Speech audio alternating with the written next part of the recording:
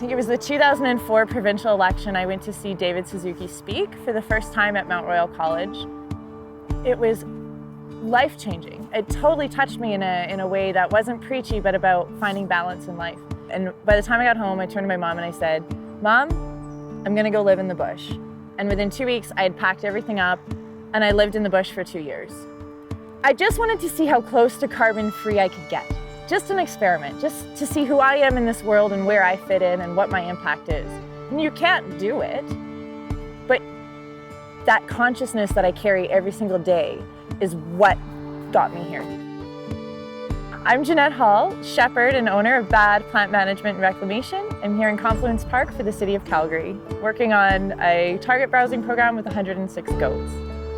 In the bush, I really got in tune with nature and the natural succession of things. I then went to SAIT, and from SAIT, seeing the bigger process of things, seeing how the bigger picture of things are working is kind of how I got back into the really grassroots goat and horse and dog lifestyle, right? And the small confined tiny house we live in, and just having less, just doing less. And I started to see a demand for organic weed management. I wanted to see if there's anything I could do to help the world kind of address some of these issues.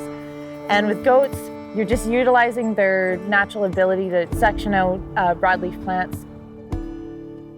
We're usually up around 4:30.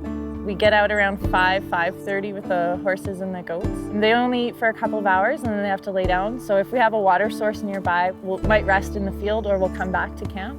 During the extreme heat of the day, like 1 to 3, I don't want to be out there, they don't want to be out there. So we'll come back for a little afternoon nap in the shade and then we'll get up and go again. So usually from 3 right up until 9, we'll take again a couple hour sit downs, like 20-minute breaks. And we'll pause a bit for dinner. But they're long days, but it's worthwhile. You have a really fun time doing it.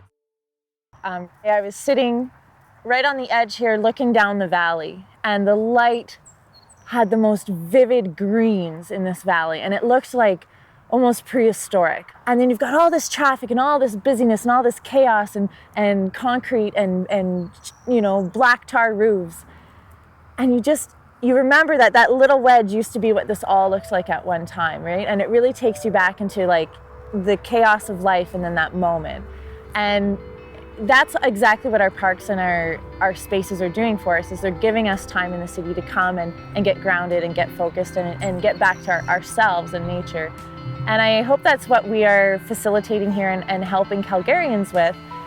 And I'm not in this for the money, I'm in this to bring about a change and a new way of thinking. And I want to work with other goat owners, and I want to work with municipalities and the community at large. I've had so many obstacles going into this and creating this, and it's about believing you're just going to do it regardless. Your own tenacity of your own character.